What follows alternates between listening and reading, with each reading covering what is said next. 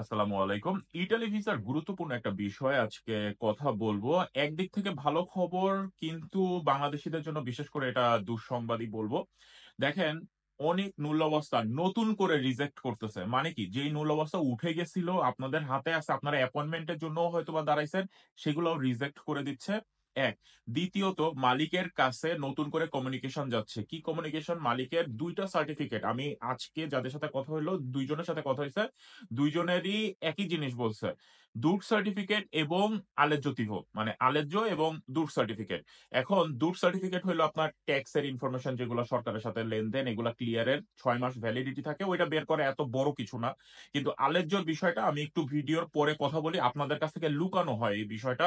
এটা খুবই কমপ্লিকেটেড এবং বোঝার বিষয় এই আলেজ্য, এবং খুবই গুরুত্বপূর্ণ এখন কার যারা নতুন করে আবেদন করতেছেন, নতুন ইটালিতে আসবেন তাদের জন্য বিশেষ করে বলতেছি। অনেক রিজেক্ট করে দিচ্ছে নুল অবস্থা। কোন অঞ্চল? বিশেষ করে আপনার কাম্পানিয়া অঞ্চলে। কাম্পানিয়া অঞ্চলের বৃহত্তর শহর কোনগুলা? সালের্নো আছে, নাপোলি আছে, কাসেরতা আছে, আভেলিনো আছে। এগুলা হলো বড় বড় শহর। এখানে প্রচুর বাংলাদেশি আবেদন করে, এবং তার আপনারা কিছুদিন আগে আমি বলেছিলাম যে পুরা পত্র পত্রিকায় নিউজে আসছে ৩,০০০ নুল অবস্থা তারা রিজেক্ট করে দিছে, প্লাস প্রায় ১৪২টা না ১৪৫টা কোম্পানি তারা পুরা ব্যান করে দিছে। মানে এরা শুধু মানুষ আনতো এবং তাদেরকে কাজকর্ম কন্ট্রাক্ট কিছুই দিত না, শুধু মানুষ আনার ধান্দা করতো তারা। এই কারণে কোম্পানি বন্ধ করে দিছে। ওই অঞ্চলের বিশেষ মালিকদের কাছে, বিশেষ করে মালিকদের কাছে আপনার নতুন করে তারা কমিউনিকেশন দিচ্ছে যে এই তুমি কি এই জিনিসগুলা দিতে পারবা কিনা, যদি না দিতে পারো রিজেক্ট। এখন মালিক তো কন্টাক্ট করে না, এবং ম্যাক্সিমাম নূল অবস্থা দেখা যাবে যে ওই অঞ্চল থেকে রিজেক্ট হয়ে যাবে। তার কারণ এটা হলো একেবারে চোখের শত্রু হয়ে গেছে। মেলোনি গভর্নমেন্টের যে প্রধান জর্জিয়া মেলোনি সরাসরি আপনার কাম্পানি অঞ্চলের কথা বলছে। মাত্র ৩% মানুষ নাকি কন্ট্যাক্ট করে। তো ওইখানে পুরা খার ওই অঞ্চল থেকে, মানে আমি জানি না কত পার্সেন্ট এবারে ভিসা পাবে বা এরকম কিছু, এটা আপনারা একটু মাথায় রাখবেন।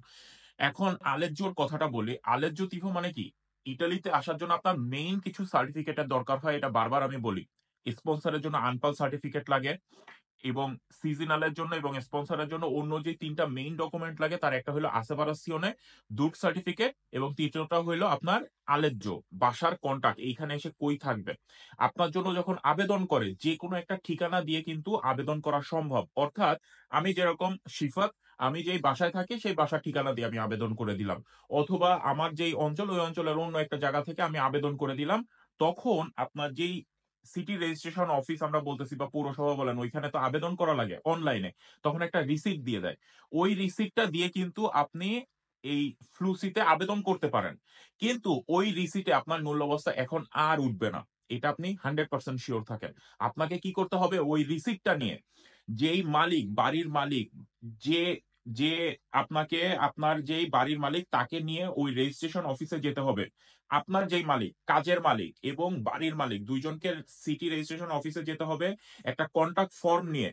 কোন মাস থেকে কোন মাসের কন্ট্রাক্ট দিচ্ছে, কত টাকা আপনার ভাড়া, কত টাকা আপনি ডিপোজিট রাখতেছেন, ফুল চুক্তি নিয়ে ওইখানে স্বাক্ষর করে তারপরে হলো ওই ফর্মটা আপনার এই যেই এখন যেই ফ্লুসির জন্য আপনি আবেদন করতেছেন, সেইটা আপনার অনলাইনে আপলোড করে দিতে হবে।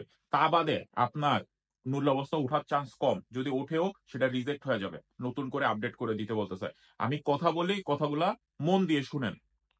এখন এই আলেজ্য বাইর করতে গেলে একজন মালিক যদি আমার বাসা থাকে আমি দিয়ে দিলাম, ঠিক আছে। কিন্তু এরকম শত শত মানুষের আলেজ্য দেওয়া এত সহজ না। এবং বাড়ি, আপনি চিন্তা করেন, আপনি আইসেই পারেন নাই, কবে আসবেন তার কোনো নিশ্চয়তা নাই, বাড়ির মালিক আপনাকে আলেজ্য দিয়ে দিচ্ছে। এতই সোজা সে তার বাড়ি ফাঁকা রাখবে? কোনোদিনও না। এটার জন্য আপনাকে ভালো অ্যামাউন্টের একটা টাকা দেওয়া লাগে। এবং মিনিমাম এই আলেজ্য আগে যারা বাইর করতো, দেখা যাইতো যে একজনের ঠিকানা দিয়ে বাইর করে নিয়ে গেছে, 500 ইউরো ধরায় দিছে, হয়ে গেছে। কিন্তু এখন এটা পাই টু পাই কন্ট্রোল করতেছে। তার কারণ তাদের মেইন টার্গেট আপনি এখানে এসে জানি কন্ট্যাক্ট করেন, কাজ করেন, থাকেন, পলায় যাতে না যান। আর আপনি যখনই বাসার একটা ঠিকানা দিবেন, তখন একটু হইলেও শিওর হয়ে গেল যে না, এই লোকটা এখানে এসে এখানে থাকবে। সুতরাং আলেজ্য খুবই গুরুত্বপূর্ণ একটা বিষয়।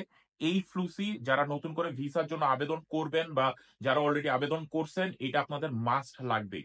এই বিষয়টা কেউ আপনাদেরকে ঠিকভাবে বুঝায় বলে না। কিন্তু আমি বললাম, আপনারা আপনাদের মালিক, আপনাদের মধ্যস্থতাকারীর সাথে এটা ম্যাচ করে নিবেন। এটা ঠিক করে নিবেন যে তুমি আমার আলেখ্যটা ঠিক রাখছো কিনা। তোমার যদি বেশি টাকার দরকার হয় আমি বেশি টাকা দিচ্ছি, কোন সমস্যা নাই। কিন্তু এটা ঠিকভাবে তুমি আবেদন করছো কিনা এই জিনিসগুলা একটু বলেন। এবং অনেকের কাছে এখন হয়তোবা যাওয়া শুরু করবে নতুন করে কমিউনিকেশন। যারা সাদা পাসপোর্ট ফেরত পাচ্ছেন তাদের একটা বড় অংশই তারা হয়তোবা কন্ট্রোল করতে পারে নাই। এখন নতুন করে বাংলাদেশের জন্য এটা কি এআই দিয়ে তারা কন্ট্রোল করতো। এআই মানে কি আপনি সব ডকুমেন্ট দিচ্ছেন অটোমেটিক আপনার নূল্যাবস্থা উঠে যাচ্ছে। কিন্তু বাংলাদেশের জন্য বাংলাদেশ, শ্রীলঙ্কা, পাকিস্তানের জন্য এটা সম্পূর্ণ বন্ধ। যখনই দেখবে বাংলাদেশ তখন আর অটোমেটিক নূল্যাবস্থা উঠবে না। ওইটা ম্যানুয়ালি তারা কন্ট্রোল করবে। তো আপনার মালিকের আসেভারাসিওনের ডুট সার্টিফিকেট, আনপালের সার্টিফিকেট, আলেজ্জ সব ঠিক আছে। আপনার নূল্যাবস্থা তখন তারা দিয়ে দিবে। সুতরাং মালিককে বলেন এই জিনিসগুলো আপডেট করে দিতে, অথবা প্রেফেক্তুরা থেকে যদি কোনো মেইল দেয়, কোনো পেকে তার কোনো কমিউনিকেশন দেয় সেটা জানি সে রিপ্লাই দেয়, কাগজ আপডেট করে দেয়। অথবা তারা জানি মালিক উকিলের সমন্বয়ে তারা যত প্রেফেক্তুরাতে গিয়ে এটলিস্ট কথা বলে যে কি অবস্থা আছে। এইটাই হইলো গিয়ে আপডেট। ভালো থাকবেন সবাই। দোয়া করবেন আমার জন্য। ভুল ত্রুটি হলে ক্ষমা করবেন। আর কোনো কিছু জানা থাকলে অবশ্যই কমেন্ট বক্সে জানাবেন। আর ইউটিউবের চ্যানেলটা দয়া করে সাবস্ক্রাইব করে ফেলবেন। আজকের মতো বিদায় নিচ্ছি। আল্লাহ হাফেজ। আসসালামু আলাইকুম।